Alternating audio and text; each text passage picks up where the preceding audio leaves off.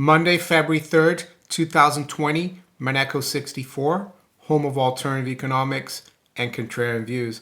So the markets have been anticipating for the reopening of the Chinese markets. The Chinese markets had been closed for an extended break for their New Year's celebrations. Of course, the Chinese government announced over the weekend steps to try to support the financial system. They announced $173 billion of additional liquidity to the markets, which is the equivalent of 1.2 trillion renminbi. One thing that I would note, though, is that today they also had $1 trillion of short-term funds that were going to mature. So the support wasn't great. So the Chinese markets have reopened and they're down about 7%. West stock markets actually rally overnight. I was following the open yesterday of the futures. It wasn't up that much. It was kind of struggling, but overnight it rallied even further. So I'm going to look at the markets right now, and then I'm going to talk today about government interference, or the Keynesian philosophy that government needs to interfere in the markets, in the economy, in order to keep growth going. And I'm going to show you how much of a fallacy it is, in my opinion.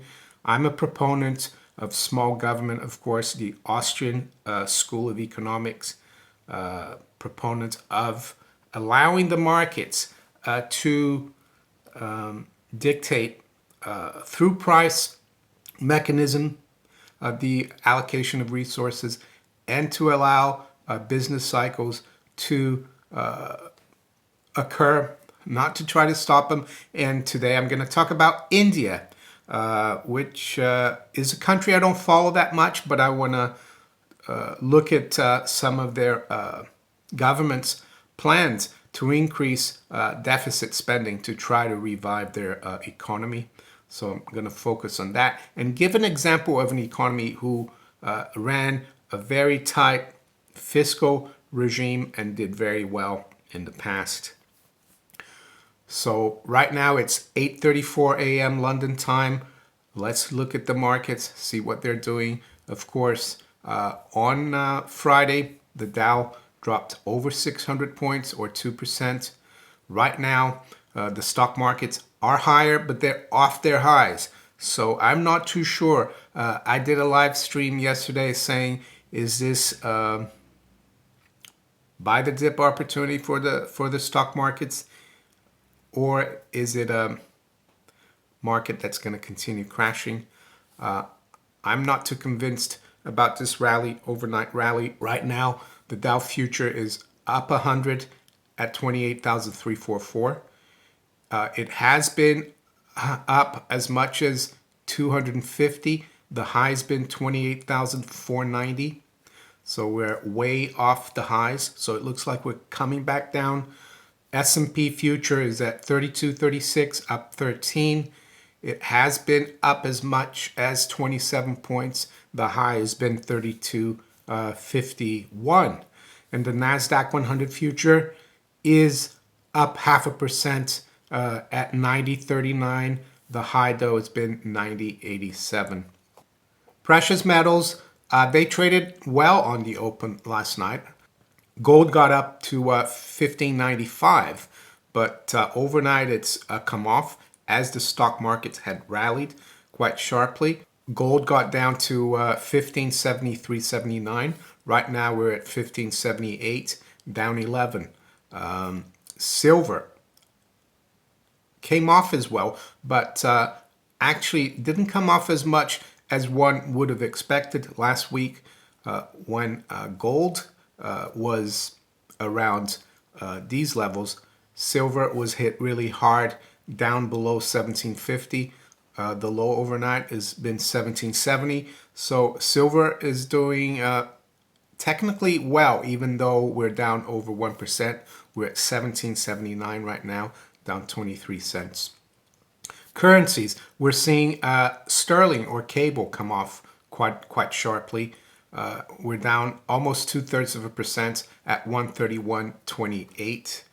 Euro is down 0.2% at 110.72. The dollar is up 0.2 versus the Japanese yen at 108.53. Dollar's up strongly as well against the Chinese yuan. It's broken through the 7 level. It's now at 701.85, up 1/4%. It's been as high as 702.35. Crude oil, WTI, unchanged right now, 51.59. It has been down as far down as 50.65. Brent is down 2/3% at 52.63. Interesting that the U.S. bond market or treasury yields haven't really moved that much, even though the stock market has been rallying the futures overnight. We see that the 10-year yield is unchanged at 152. So this tells me that this rally in the stock market might be short-lived. It looks like the bond market is not buying into it. And why do I say that? Well, because usually when the stock market rallies strongly, we see yields rise, bond prices go down a little bit. So let's look at India, big country, of course. I think 1.3 billion, their population. So, and some of my viewers are from India.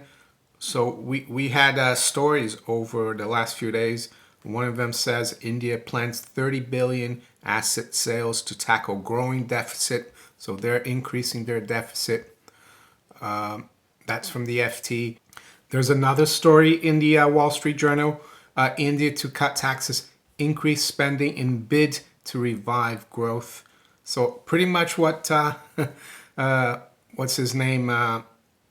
Larry Kudlow wants to do in the U.S. He wants to cut taxes and increase spending. It's the Keynesian fallacy that government knows best, that government has to intervene in the economy instead of allowing the economy to naturally correct itself, naturally grow. As I said, I believe the free markets know better how to allocate resources rather than politicians. Politicians, the only reason they do this kind of program is that they want to buy votes. But they're only taking resources from Peter in a forced manner to give to Paul. And they think Paul will do a better job of improving the economy. So it's a big fallacy. And before I go into what India is doing, if you look back at post-World War II West Germany, they were, of course, run by a military administration, the U.S. or allied military administration. And one thing that they did that was good was draw up in the West German constitution that the government could not do any deficit spending, that they had to have a sound currency. And many of you have probably heard of the German economic miracle post-World War II.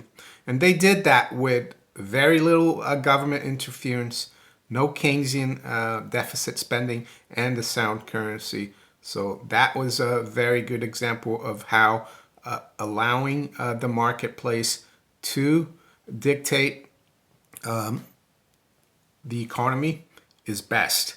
Let's have a look at what India is doing here. Go through the Wall Street Journal article.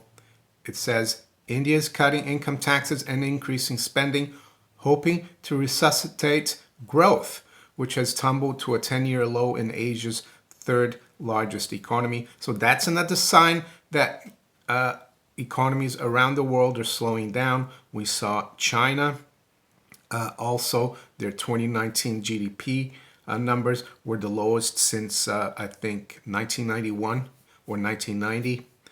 So that's going to impact the Western world and the United States as well. Some economists and executives, however, warn that some of the measures unveiled over the weekend could end up hurting the economy more than they help it.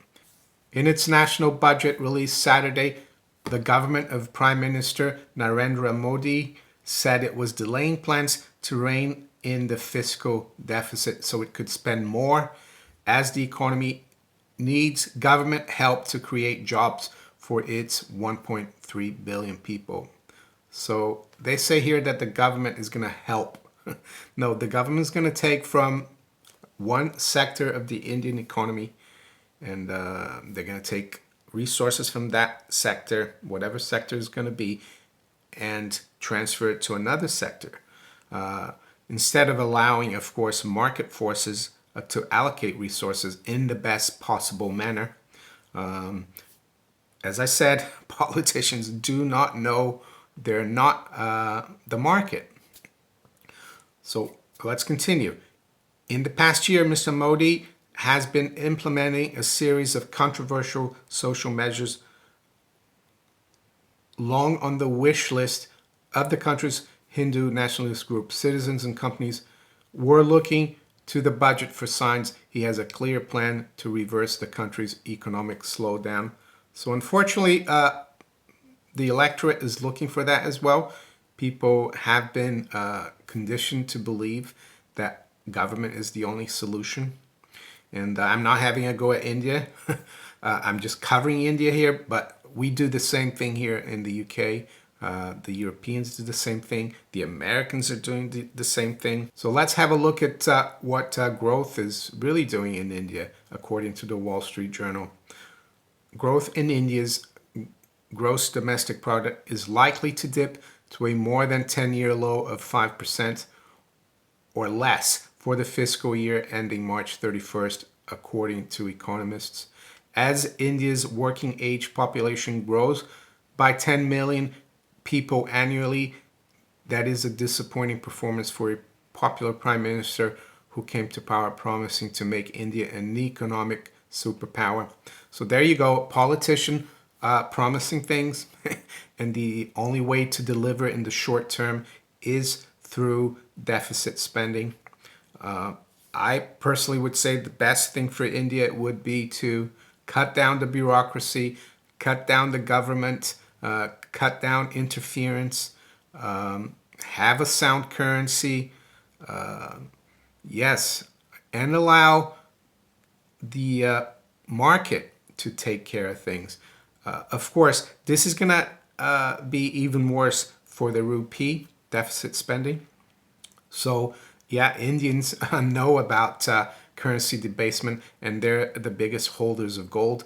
That's probably going to continue. That's probably going to help the price of gold somewhat. So that's India. The fallacy of Keynesianism. Unfortunately, it's everywhere. It's infiltrated everywhere. And most people buy into it. They think the government has to interfere.